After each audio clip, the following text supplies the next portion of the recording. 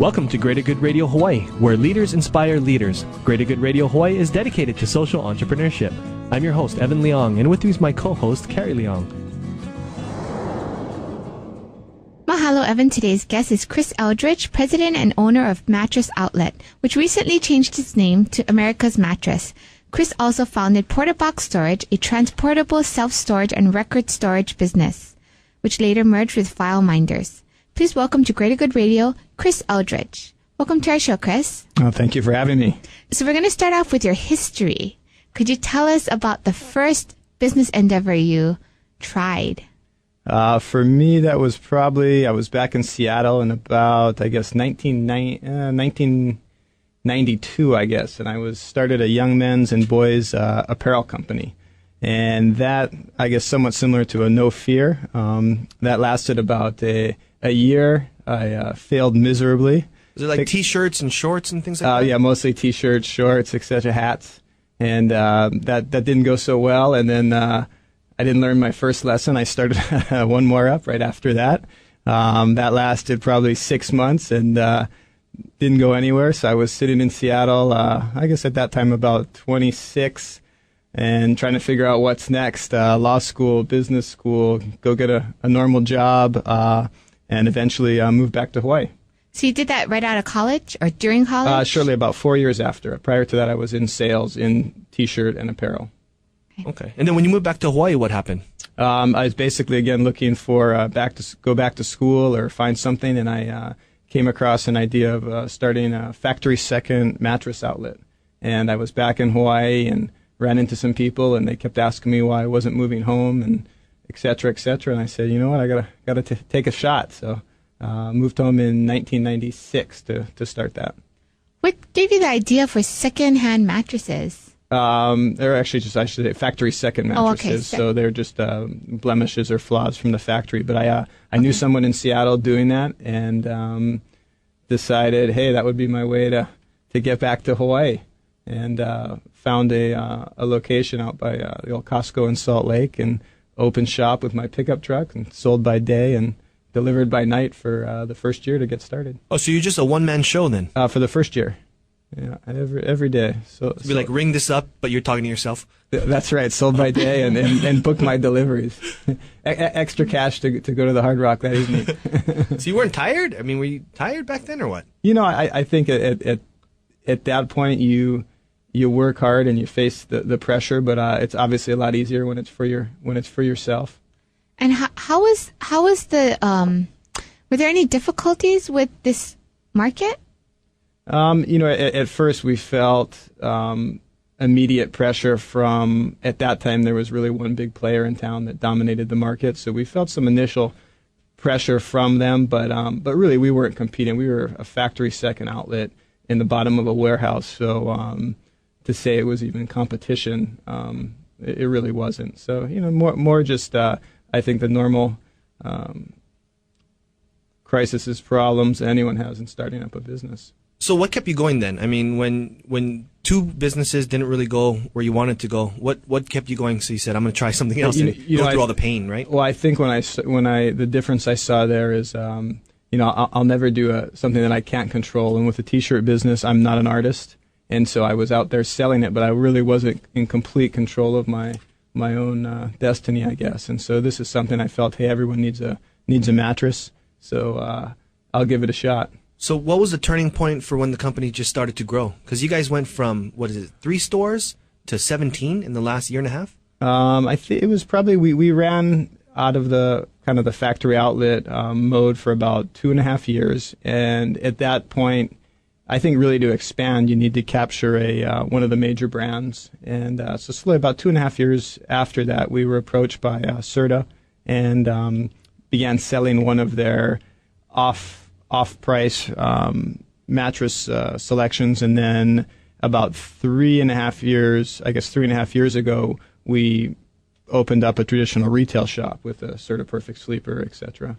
And from there, it's been quick. Went from probably at that point one, and that first year added 2 more stores, and again, I think in the last 2 years we've added about 16. And you're not just in Hawaii anymore, right? Currently, we have 3 stores in Washington, 3 in Reno. 7 in Sacramento and 7 in Hawaii. Man, so how are you managing your time? How do you manage the stores in all these different locations? For us, we really have a regional manager in each area, and I also have an operations partner.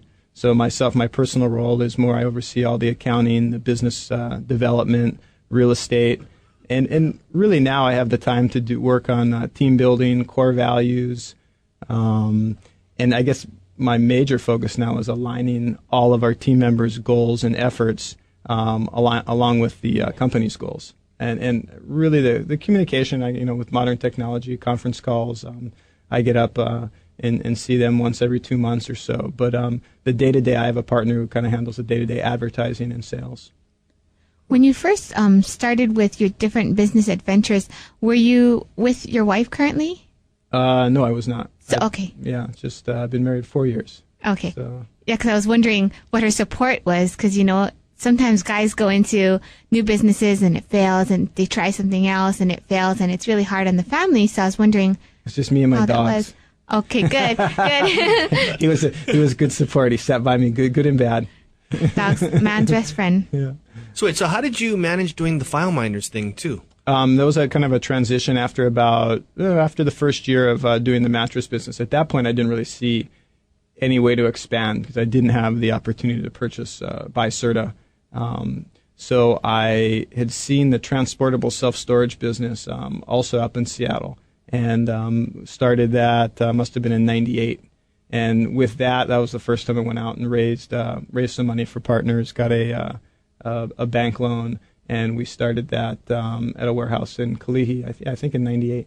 Okay. And then how do you measure growth for something like that? Is it by customers or clients? For us, it's a little different. It's a transportable self-storage where we'd bring a 5 by 8 by 7 foot container to the people's home. They would pack it, then we bring it back to a warehouse, and we actually would stack them 3 high in regular commercial warehouse space. So you're not, basically tripling the volume you get, I guess, out of that warehouse space. And we have a special truck and a forklift that would transport the boxes. And then if they want it back, you bring it back? Yeah, you would deliver it back, or they would come down to our warehouse and access their goods. So what was the life of that business? Because I know you guys recently sold that off. Did you build it up to a certain point, and then you knew that you were going to sell it, or opportunity arose? What happened? Yeah, we started with the transportable self-storage, and we grew that. And then almost by accident, a client asked us if we would store records, paper boxes of business records. And of course, being a good salesperson, yes, we do. So we ended up taking all of the clients' record storage boxes and piling them into porta boxes, and we had handwritten sheets to tell us where each box was. And Murphy's Law, it was always the box they needed would be the bottom right-hand corner, and we'd be there till 11 o'clock at night trying to pull the boxes and get it delivered in our cars. But slowly but surely, we realized that was a business that, when it's business to business, we were able to target our sales, I think, rather than just waiting for the phone to ring from an ad in the Yellow Pages. So we really ended up focusing our efforts on growing that side of the business. Did that for 2 years, and we're making some big inroads into the market, and ended up merging or acquiring FileMinders, which at that time was the largest record storage company in the state. And then what happened after that? We ran that for about 2 years, and we actually doubled the size of the business in the first year and a half, and then thereafter was approached by someone in the business from the mainland about coming in and taking over the operation. So that's actually pretty perfect timing, because you were able to focus more on America's Mattress at that point, right? Yeah, it was getting tough, and I'd say that where I felt I wasn't able to develop a team and a culture as we started getting 50 employees in the mattress company and 30-something on the storage side. There just wasn't enough time in the day to accomplish all my goals. I kind of felt like I was doing 20 things 75% instead of just grabbing a few things and doing them right. You mentioned with the Porta Box business, you sought out partners. How did you go about doing that? Was it friends or? Yeah, my original group was, although many people say, right, don't do business with friends and family, it was a close-knit group of my friends and classmates who ended up being investors in the company, and actually then continued some as we grew, joined the company and joined the operations team as well. Thanks for tuning in. Stay tuned for more on Greater Good Radio.